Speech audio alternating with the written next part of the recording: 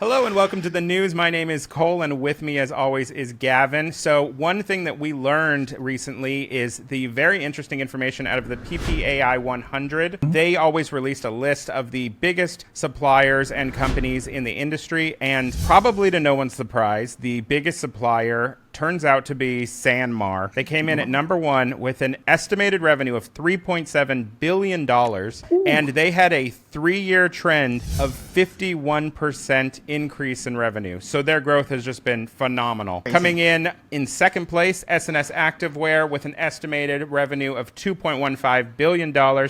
Their 3-year trend was plus 62% growth, and watching them grow and buy up all these different companies has been really interesting. The fact that they can ship to almost anyone in a day is just kind of a game changer. Right behind them with a tiny difference is Alpha Broder at $2 billion. Their 3-year trend hasn't been as high. It's at 18%, but they have the long history in the industry. And so all three of those fantastic distributors, and it's always interesting to see how the business grows overall over time. Gavin, you got any more news for us? Yeah, so the world's first climate change conference is going to happen this year, and this is really going to be about a focus on the fashion industry, right? So this is the focus of this conference. It's going to happen in the country of Bangladesh, and it's in October 12th this year. So this is where a lot of politicians, policymakers, garment decorators, people that's in the fashion space are going to come together to talk about how they could reduce climate emission by 50%.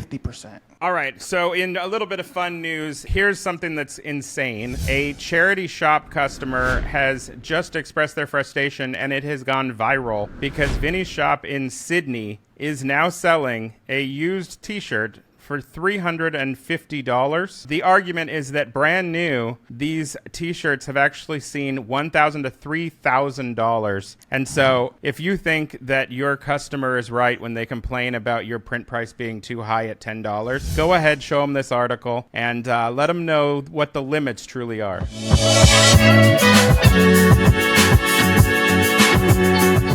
Hello and welcome to Building Your T-Shirt Empire. My name is Cole and this is Gavin. Gavin, say hello to the people. Hey, what's up, people? It is Gavin here, founder of Seps.io. So today we have someone who I've known in this industry for a very long time. It's Ryan Moor, founder of half of the companies that are in the whole industry. Ryan, could you give everyone kind of a quick rundown of what you're up to lately?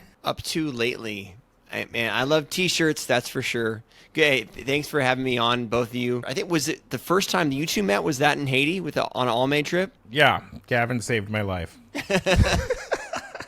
We'll have to tell that story later. So that's a good. It's a story of me realizing that I'm not taking my health very seriously. So that was probably one of my most memorable trips by far. So that was a great trip. Things have changed a lot, in the last few years with the pandemic and then new companies starting out. I feel like I'm running around and doing 6 different things, which is kind of what I am doing. And it's a lot of fun, a little challenging, but the industry has definitely changed a lot this year, even more so. I think that going into what may be called a recession or in a recession, coming out of the pandemic back to full normal, it's ever changing, with emerging technologies, DTF, continuing just into digital, print on demand. So it's just a great place to explore, to connect, and to help each other grow and learn. And I think that's what you're doing. So good job and keep it up. Thanks. Yeah. I mean, one of the coolest things that I've seen you do in the last maybe 2 years, I'm not sure which year you launched it, but MadeLab is awesome. Can you tell us how that's going?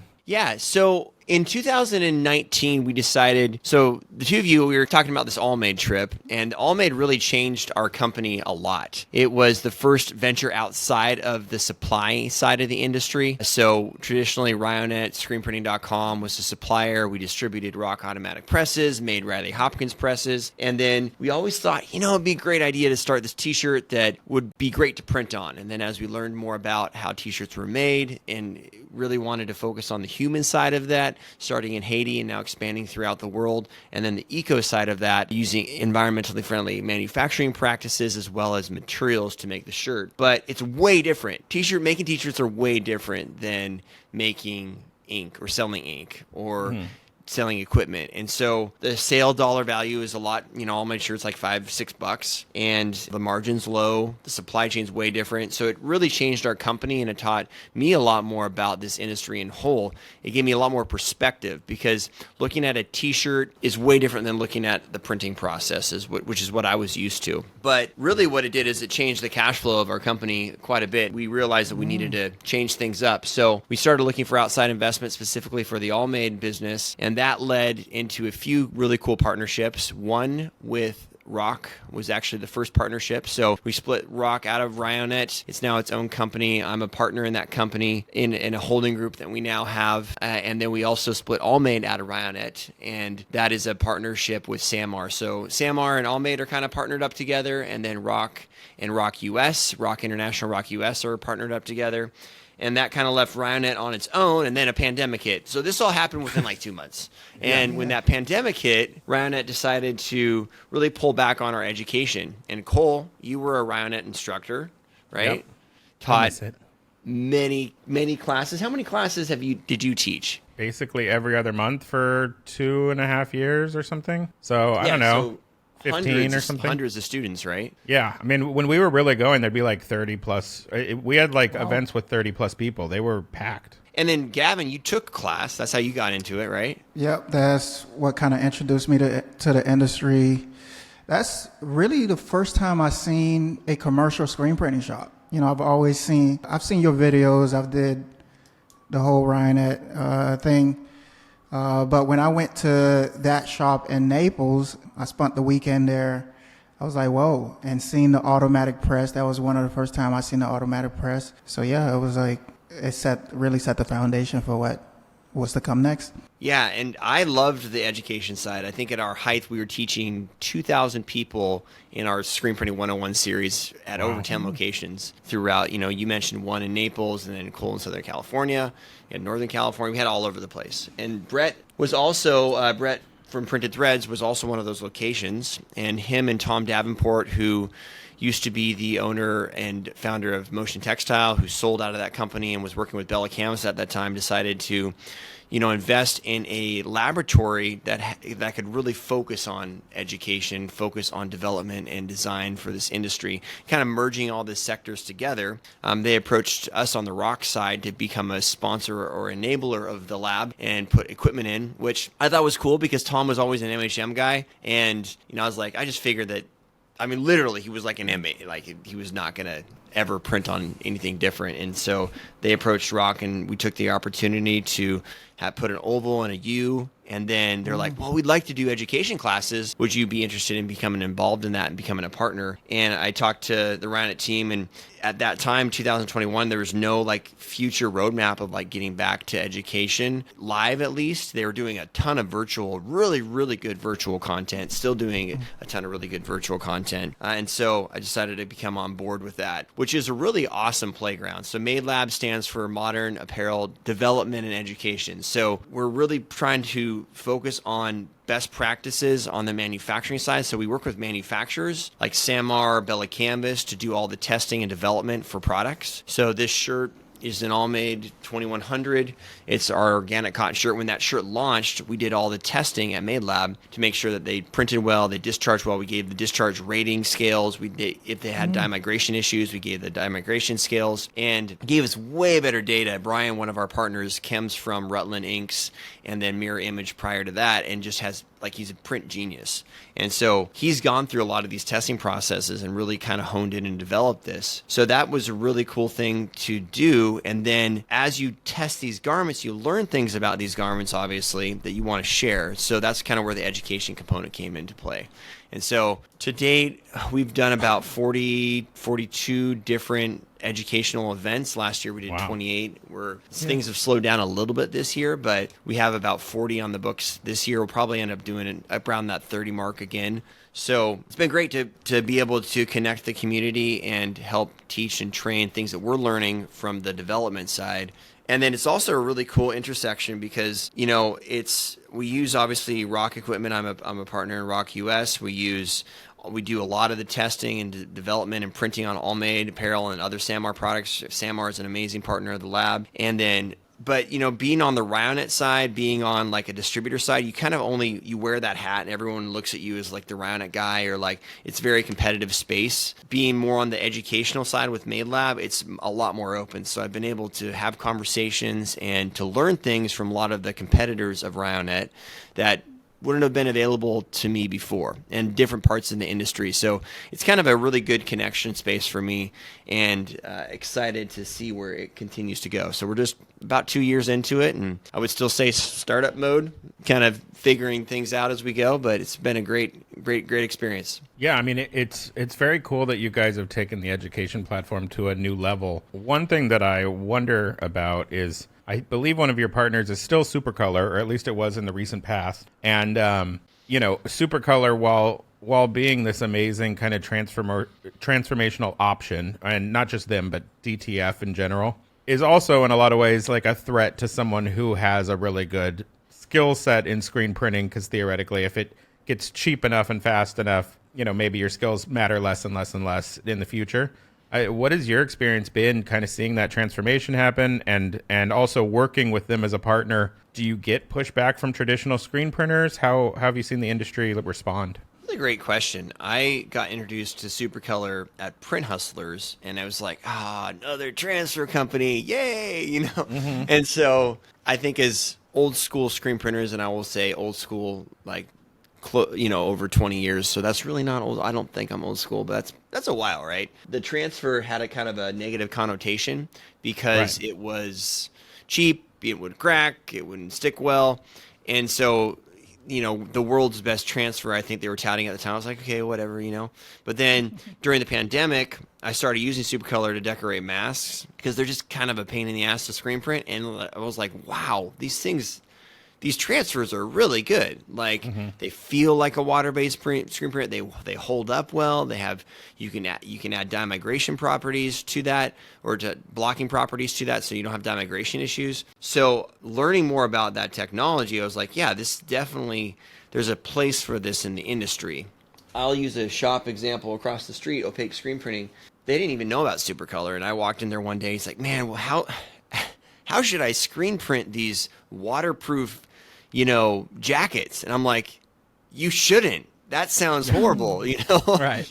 And so stuff like that is a perfect application for Supercolor, because it's so much easy. You can control the variables. You can add different types of transfers to different types of products. They make different types of adhesion properties. So yeah, it's a great option for any shop. I don't think it's competitive to screen printing. I think it's complementary to screen printing. I think all screen printers should be using a transfer option. I think Supercolor, in my opinion, is the best out there from what I've seen. It's screen printed with water-based underbases, so you have that Nike Under Armour feel, and then you have the digital overprint. You're still going to get a solid plate, and so it's still different than screen printing.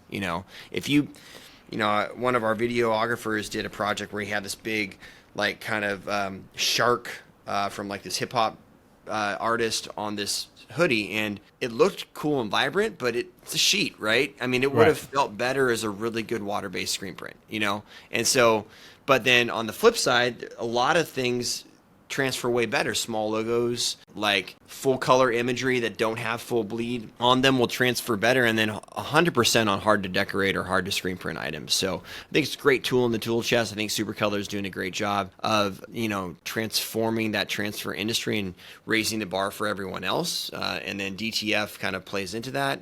There's some really good DTF, there's some really bad DTF. Supercolor is just a ready to go option. And then now I think with the Stampinator, and then Rock's also developing a automated heat pressing machine. We did a competition with Supercolor and the Stampinator at the Rock booth at Long Beach, and the winner did like 660 pieces an hour transferring by himself. So you can use your screen printing press. You don't have to change the parameters of your operation or your printavo or your workflow. Instead of putting a screen on there, you're just putting a transfer on there. You still use that as a production unit, and you're still able to transfer at similar labor rates versus 40 an hour, which completely is a different business model because it's a different labor rate, right? I have a quick question about Stampinator, and specifically because I don't have that many heads on my autos. Is it a permanent installation, or is there a Stampinator that you can like pop in, pop out? They all pop in and pop out. So you can okay. swap around your heads. So it doesn't take that much time to set it in, use it, and then remove it and get your colors back.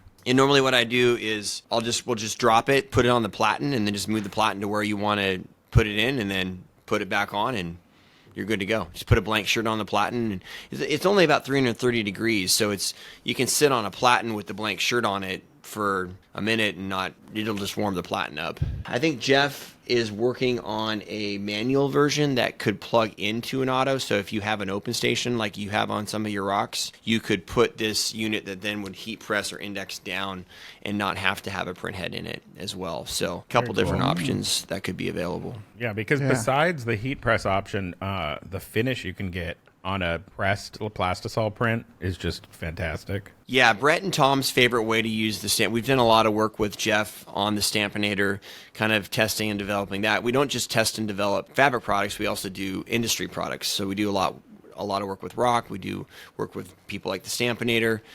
We've done a lot of work with Supercolor. So their favorite way to use it is a pre-stamp. So that they actually stamp the garment first and then print it versus printing it and then stamping it. It gives it a different look. Still flattens those fibers. It gives it an amazing base because it's heating and pressing at the same time. And then you still have that very traditional screen print feel. Because the moment you stamp the underbase, it starts to feel like a Supercolor transfer, which is a lot of people like that feel because it's smoother. It's more like a water-based print. But then some people like that little bit rougher plastisol print. So you kind of get the best of both worlds by pre-pressing it, especially on thicker fabrics like a Los Angeles Apparel, 7-8 ounce shirt or a fleece. You get a really cool effect by stamping it first and then printing it. Very cool. So you talked a little bit about kind of a potential downturn in the industry. And I've talked to some people privately about how they're not necessarily losing clients, but their clients might be lowering their volume of orders, especially when it's like a promotional good that they're giving away for free for an event or something. What are you seeing on kind of a grander scale? And how is that affecting the way that you guys are like essentially selling education and equipment? Seems like you'd be on kind of the front edge of people's reactions to being nervous about the economy because they're less likely to invest if they feel like they're in survival mode. Two sides of that. Whenever things slow down, the most expensive part in any shop or operation is typically labor. It's more expensive than equipment. So there's always an opportunity as people are looking at costs and looking at labor, fixed costs with labor, to look at automation.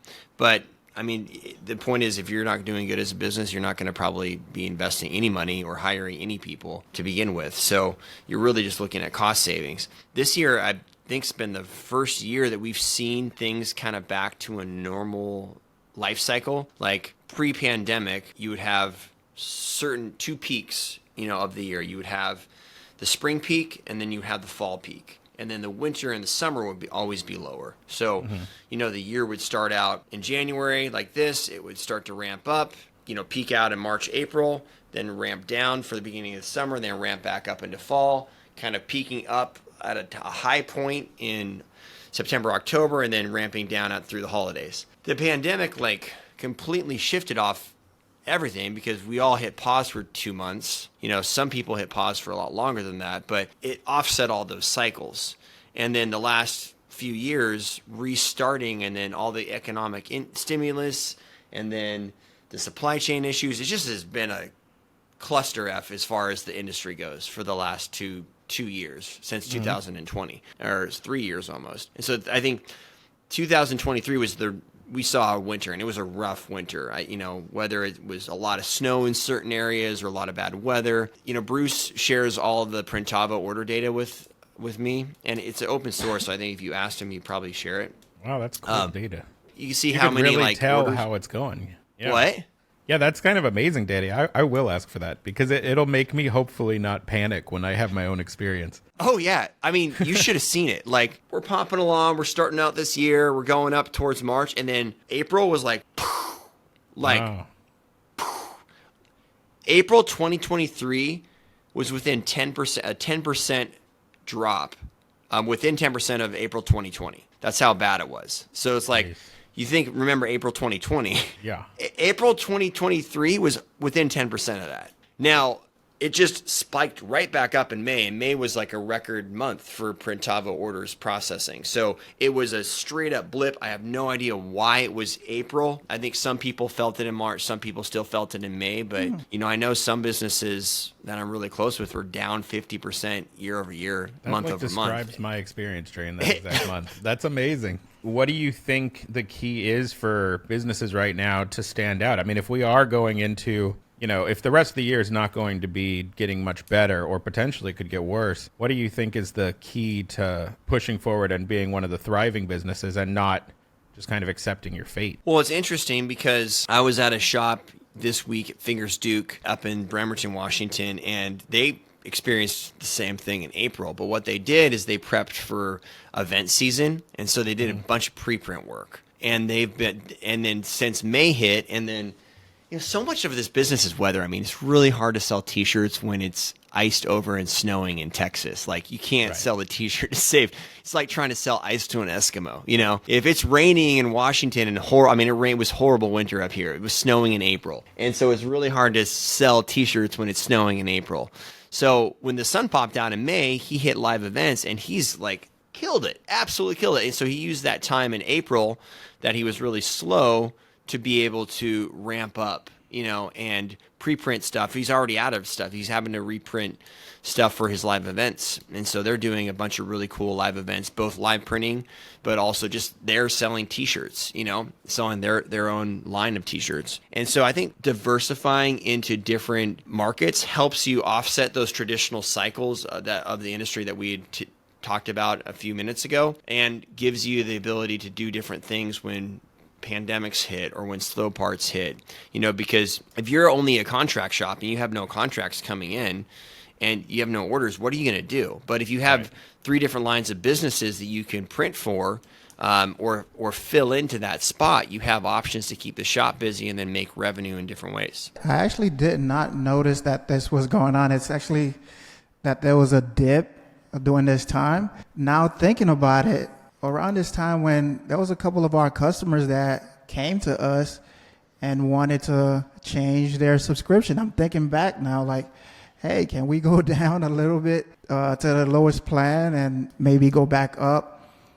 So now thinking about it, I do see that happen. Now, Ryan, you get to see everything that's happening in the industry just because of who you are, the businesses that you've built. Like, I started my business really following the blueprint that you put out and attending your class.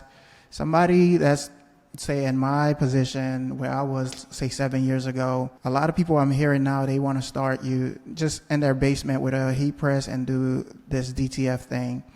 And they almost don't want to even think about this manual screen printing thing. What do you have to say to somebody that's like trying to make that decision? DTF, manual screen printing.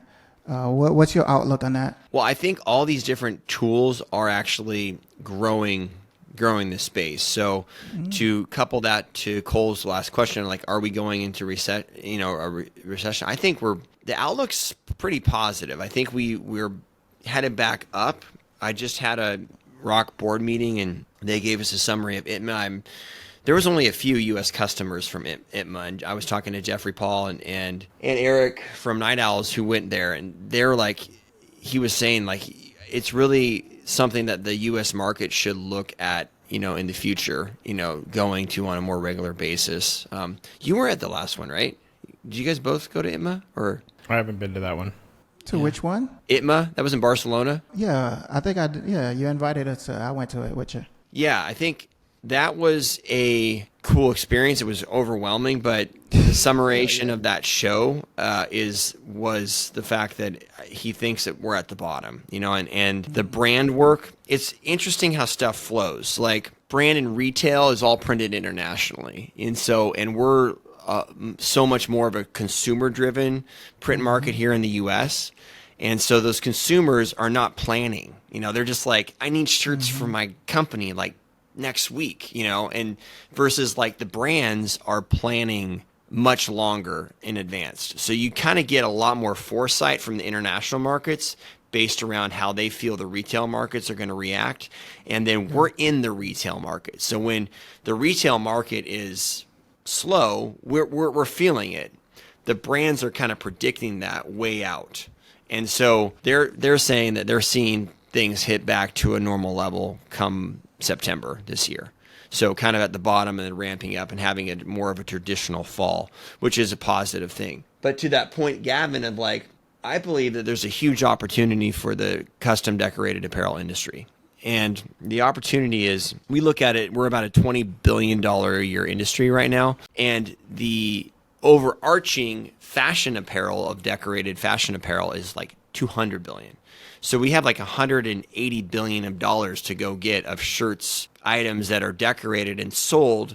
We just have to provide them different retail channels. So I think the more custom wear that can be decorated, or it's somebody doing DTF or somebody using their Cricut to do it, or a screen printing shop or a DTG print on demand, the more readily available we can make product in the market, and the more used we can get to buying not something off the shelf, but something that we designed and something that we made or had made for us. I think that's going to overarchingly help our industry. And even if retail's down, we can still grow, because again, retail's planning for a slow period of time. We can take advantage of that because there's not as many options out there and offers people something special. Have either of you guys been to Disney lately? Like in the last couple of years? Yeah, maybe like 18 months ago we went to Disneyland. So I don't know if I really noticed this at Disney. Like when I would go to Disney pre-pandemic, it'd be like you'd buy Disney shirts and people would wear Disney shirts. Now it's like everyone has their own custom Disney shirt, like that they that's true. Cricut, or they order off of Amazon. And my wife ordered like a ton of just shitty ass DTG prints off. I was like, oh, why are you doing this? And she's like, well, I wanted this shirt. I'm like, this is just straight off of a Cornette printed at Amazon, and like she's just ordering these things left and right. I'm like, ugh, I like how you end up with bad T-shirts of all people. So I think it's a great tool. I think where we used to have this saying, this whole campaign around it is like screen printing starts here.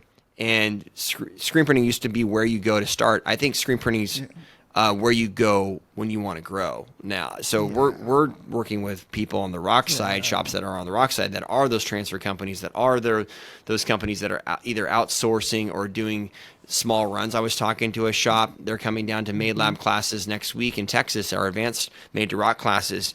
They're doing all heat press stuff, and they're adding 2 rocks because screen printing is a production friendly, a fashion feel garment.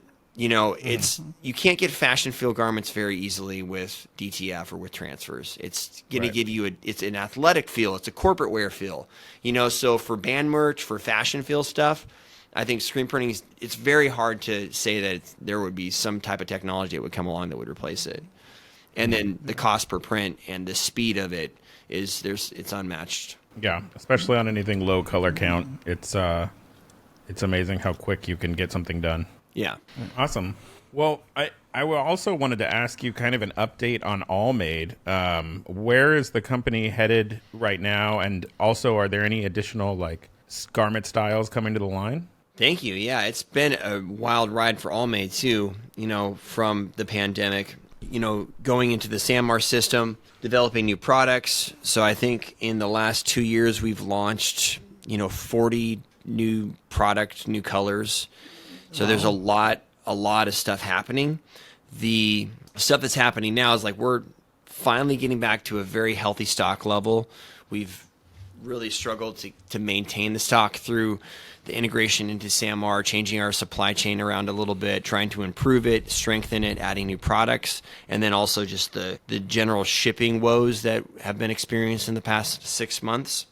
So we're getting in a spot where we're really healthy with inventory. We are launching a bunch of new colors in the Tri-Blend, the 2004 line. And then we just launched a really cool new style, which is like a scoop flow tee for women's. And I'll use my wife as an example. She's buying these shirts off Amazon. I'm like, here, I can give you this AllMade shirt. She's like, I don't like it. It fits too tight. And it's not like a fashionable fit. And I had her try this shirt on. She's like, yeah, it's a lot better. And then I noticed the next day she was wearing it, and so she apparently the ladies are calling it a unicorn, really, really well fit. And we sold out immediately. So that's where it's the team's well, we should probably, not go as heavy because we've had a few rough product launches where we over inventoried this, and then of course we don't make enough of this one, and then it sells out immediately. But it's back in the production cycle, and really excited about that from a diversity perspective in our line. And the production cycle has largely been moved to like Honduras, or where is it mostly being done now? So all of our organic is being done in India. All of our tri-blend is being done in Honduras. And we're doing all of our yarn and our knitting in Honduras now as well. So our knitting and our dyeing in Honduras. We were doing that in the U.S. up until this year. Some of it's still being done in the U.S., I believe, but it's all being done in Honduras so we can control everything in one spot. And so with that kind of a, international supply chain, what kind of turnaround time do you have on producing garments? I mean, that inventory prediction must be extremely difficult, and something that you're always trying to balance, like outputting capital with, somehow foreseeing the next 3 months of sales. Best case, it was 2 months. We were getting as low as 2 months, and then it went to like 12 months because of shipping issues and stuff like the shipping ports. It was weird because Long Beach, you saw this on the West Coast during COVID, like it was horrible, like in the Long Beach port, and stuff was flowing in and out of Florida like no problem. And then it seemed like everyone's like, well, we're not going to California anymore. We're all going to move our stuff to Florida. And then Florida just completely log jammed. And so I think at one point in time, Sanmar had 400 containers of shirts.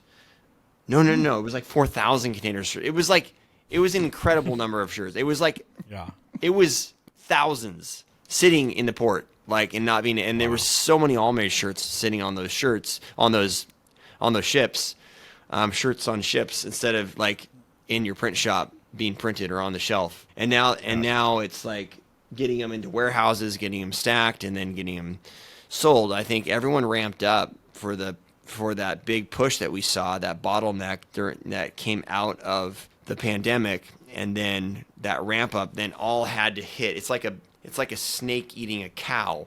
It's just sitting there, and it has to push its way through and then slowly get digested. And at the end of the day, it's like finally the snake's back to normal, but it takes a long time for that to happen. Yeah. So Ryan, I think 8 years, 9 years since I've known you now, probably 8 years. And just looking at you from like an entrepreneur's like angle, what I've been able to see is like you've been able to like almost reinvent yourself, right? You've been able to like transition from Ryonet, become the face of the industry, do this thing with Rock, do this thing with Made. I'd love like some insight into that. Like what's your inner work and what is it that you do to kind of help you reinvent yourself and stay relevant in the industry? It was definitely, I didn't see, as we were planning this whole transition, I didn't see it happening this way. And it was actually some of our Ryonet team was like, we need to get you out of Ryonet. You need to be more global. And at that time there was no MadeLab, there was just this Rock and All Made thing going on. And I didn't really understand what that meant. I was a little like, YouTube was such a big part of what I did, and they're like, "Yeah, we don't want you to do YouTube videos anymore." I was like, "What? What? You invented YouTube screen printing videos." Not really, but it's like I've done thousands of videos, and they're just also very easy. They were easy for me to do, but I did them in a very specific kind of canned way too. So it wasn't like it was rocket science, and that was hard. So I first had to figure it out, and then you also lead being involved in different companies in different aspects. Like Ryonet is the only company that we have a majority stake in. All the other companies are minority stakes. So you're learning to lead through influence versus leading through, you're the ultimate say and the ultimate stakeholder. So learning to lead through influence is a lot different than learning to lead, to making the decision, and everyone sticks to that decision. Yeah, just those two things. I think I read a lot of books on those topics and then really jumped into some of the other companies. I think MadeLab was really valuable for me because it was kind of a cross-link of several of those companies coming into one place. And even though All Made and Rock aren't directly in MadeLab, they are, and Ryonet too. So we use a Riley Hopkins press. We print on a Rock press. We use some Ryonet products, inks. We have an upcoming water-based camp. Green Galaxy is going to be teaching part of that camp. So it's an intersection of all these different brands that basically get to play in this MadeLab environment, which has been valuable for me. So I think, I don't know, it's a hard question, Gavin, but I don't think I gave you a specific answer. Learning how you fit into different companies, I think learning to lead differently is an important thing if you're looking at making a transition, like that. What I got from that was you have to be able to let go, right? Not be in full control. Emphasize collaboration, right? That's what I got from that. Yeah. At the end of the day, as an industry, we're better together. So if we're able to, but it's also super hard because there's so many egos, there's so many different ways people do things. But if we can work together and collaborate, I think we're going to build a better spot. And again, if we're looking at that $180 billion of retail market that we can collectively go get versus like fighting over the 10% of the market that we currently have, then we kind of see things in a whole new light. Looking back at kind of how you started with, I mean, at least the way I found you, and I think a lot of people found you, was you guys were really early to having an amazing internet presence. And so having been doing that kind of content creation stuff since, I'm not even sure what your first year was on like YouTube, but how have you seen that industry evolve from what you were doing, which was promoting your own products and your own sales channels, to what is now actually like a full-time career for some of these content creators? What are your thoughts on that kind of transition and the evolution of content creation? Yeah, it amazes me how many people want to do that. My kids, two of my kids, like, I want to be a YouTuber, and right. And there was also this huge need for connection and for devouring content during the pandemic that changed the way people interact with each other and opened up this blue ocean of like demand with TikTok, with YouTube, with Instagram, and I think largely made older platforms like Facebook highly irrelevant. So things have shifted drastically in the last. And with that openness of demand, the market got flooded with just tons of different content. So if you look at how much content was being produced in 2019 to being produced in 2020 after 8 months of the pandemic, the amount wasn't crazy. So what happens when you have a lot more content? Like if you're going to a buffet and it's got 3 options, you're going to take and you're going to put 3 options on your plate, or maybe only 2 options because you don't really like the third option. But if you have a buffet and you can now choose from 200 options, how much of each option are you going to put on your plate? Just a tiny little bit. So that means that the time that we watch content went way down. So we went from like making videos that were like really in-depth and valuable training videos to like, we're going to make a 30-second reel. Here, right. Have fun. And then because now so many more people are hitting that 30 seconds, now we have videos like the first time we've ever had videos go viral was 2022. I've been making videos that was like the 18th year of making videos, and the first time I ever had one to go viral, Rock had 2 go viral, 2 ice bath videos go viral, and my son even had 2 videos go viral. It's like never seen that happen before. And if you ever want to be famous on TikTok or Instagram, you really want to rethink it, because it is, answering 70,000 comments or interacting with that is just stupid. Like, well, what do you think is the opportunity there? Like, because we were working on some shorts like maybe a few months ago, and every time I would do something stupid where it was like, we're going to do this messy project, we're going to do this thing that we would never actually do in the shop, but it's going to get views. I always was wondering, like, but what's my return on the views other than maybe brand recognition? How do you feel that works? Like, if I'm trying to get a marketing agency to start giving me X amount of orders every month, and then I'm the guy who like puts plastisol on my face, like, is there a connection there to like views to ROI? I don't know. I mean, I think for companies that serve a consumer demand, so somebody like Allmade, somebody like Bella Canvas, that everyone wears a t-shirt. It's right. The opportunity is really good because it's brand recognition. Now, those are the hardest videos to like. Allmade content is so hard to hit. It's screen printing content, with Rock and with MadeLab. It's so much easier because it's an interactive process, and so seeing an automated folding line flip a shirt, people are like, wow, I've never seen that before, and like everyone who's ever folded a shirt in their life including all the moms that do laundry or the dads that do laundry every day, are like, I wish I had one of those at home, you know? And so that video gets 2 million views, you know, because it's something unique, but it's in our space. So I don't know. It's, you know, Rock definitely saw a really positive effect of growing our, I mean, in 2021, our Instagram was at 2,000 and now we're at like at 26,000. And so that really, really helped us grow as a company. We had our record, the numbers like of growth in the social media channels and our sales growth like matched. And All Made Ryonet have been relatively flat because Ryonet was so strong before. So trying to recreate stuff, All Made trying to figure like, how do you make engaging content on a blank t-shirt? You know, what is that? Haven't figured that out yet, you know, and it's just so different. Like I think right now, this year, I think people are, I know I feel it's getting burned out of social media. Like, okay, I need like, it's like working out. It's like getting like, okay, I got to do the post. It's like, yeah, there's some days I don't even want to get on it. Like I just like, you know, and so I think that definitely a fatigue factor and going back, I heard the Shirt Show talking about this the other day, is like going back towards more traditional forms of marketing and advertising is human connection. I know we noticed that on the Rock side is like human connection is so much more powerful than like, you know, doing social media. And so social media is a great tool, always be a great tool. You know, we just did a video that got 122,000 plays on printing a tank top. It was relevant. People were wearing tank tops. It was a cool print. So it was like that kind of stuff. You could still get value and still hit.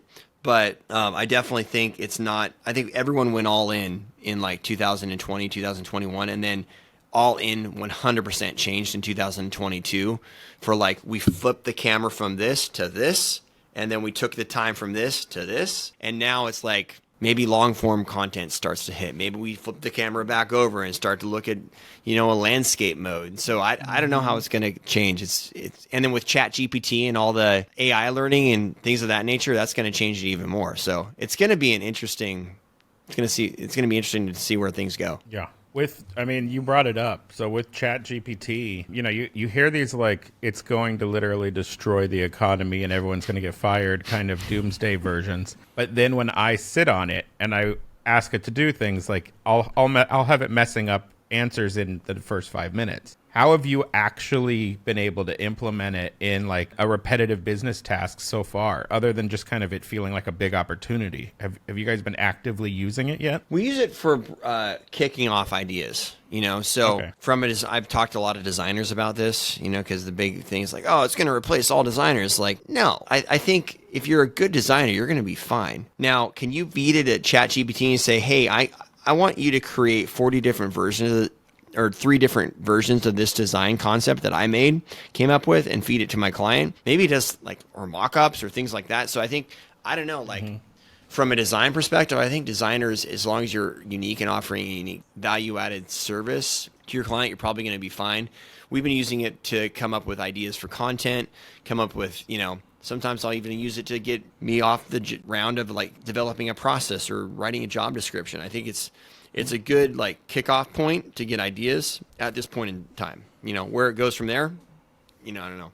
Well, yeah, I mean, I think the most interesting thing will be kind of on the customer service automation side. But every time I've tried to play with that so far, feels like I'm out of my league developing anything for myself. And so I'm waiting more and more for plugins than I am like feeling like I can really do much with it at the moment. I have done some stuff with like Zapier, connecting it with like Printavo and being able to have it like give some sort of basic answer, but it's not like ready for prime time in that way. Mm-hmm. And I'm assuming someone humongous like Facebook is going to just take those small business accounts that we've had for eternity on like Facebook and just announce through Messenger like, hey, here's all this data we've been reading off of your Messenger for years. Now you can do like a fake auto attendant through your Facebook platform Messenger, and they can answer most of the basic FAQ kind of questions automatically. So that'll be really interesting to see, but it just isn't quite here. It's going to be interesting to see how technology continues to change and then where that fits into the t-shirt game.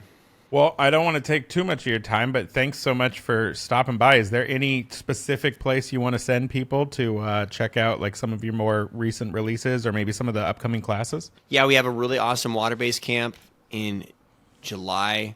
We have a basics version and an advanced version called Water-Based Camp. So it's Water-Based Week. And so if you want to learn more about water-based printing, I still think it's the best top echelon of how to decorate and getting the best quality, softest hand in an eco-friendly fashion as long as you're doing it right. So check out Water-Based Camp. Just visit MadeLab.io and check that out.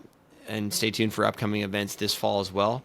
And then, follow me, connect with me at Ryan Moor, no E at the end, on any social media platforms. And love to, if you're looking to grow or scale, specifically in automation, or you want better quality garments and care about the environment, would love to connect with you on any of the stuff that I'm involved with. Awesome. That's awesome. Well, thanks again for all your time. It was good talking to you again. And I literally bought a silver press from you in like 2009, and you just won't go away. Like, you just keep being a part of my life. Like, there's always a new reason for me to be interested in like what you're doing, what you're offering to the industry. So it's always been great to know you, and thanks again for coming on. Yeah, thank you, Gavin. Thank you, Cole. Appreciate it. Thank you. All Thank you right. so much. Thank you. Talk Ryan. to you later, and thanks to everyone for listening. Please like and subscribe for us to create more content like this. All right, bye.